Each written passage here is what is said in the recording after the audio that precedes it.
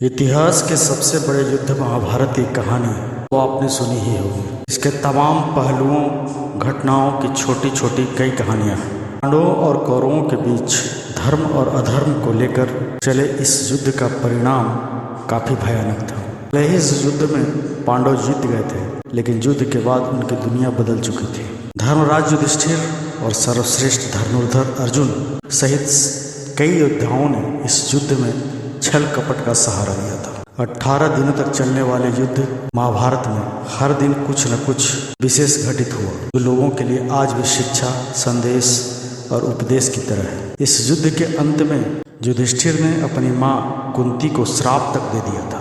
आइए बताते हैं इस घटना की पूरी कहानी।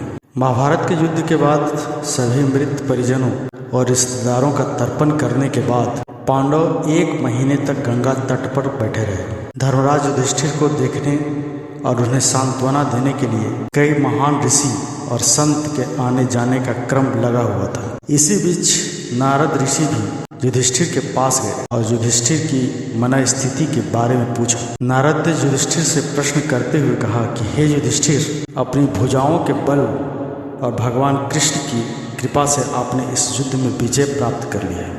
क्या पापी दुर्योधन को परास्त करने के बाद तुम प्रसन्न नहीं हो?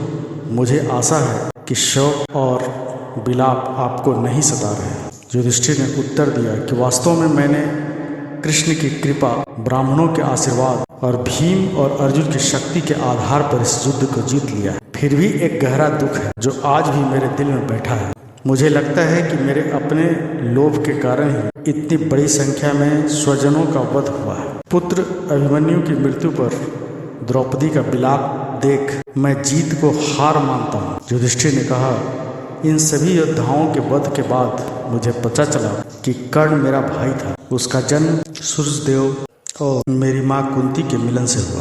उन्हें सारी दुनिया राधा का पुत्र मानती, लेकिन वास्तव में वह मेरी माँ के सबसे बड़े पुत्र थे। मैंने अनजाने में उन्हें मार दिया।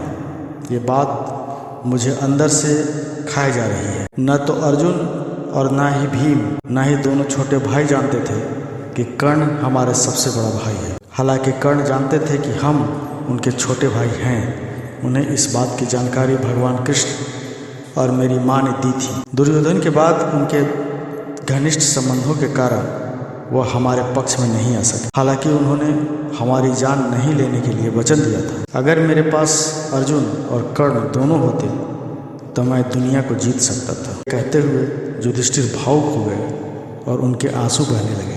तभी उनकी माँ कुंती आगे आई और अपने पुत्र से बोली, युधिष्ठिर, इस तरह से शोक न मत करो। मैंने पहले कर्ण को आपके साथ उसके रिश्ते के बारे में बताने की कोशिश की थी। सूर्यदेव ने भी उससे बात की।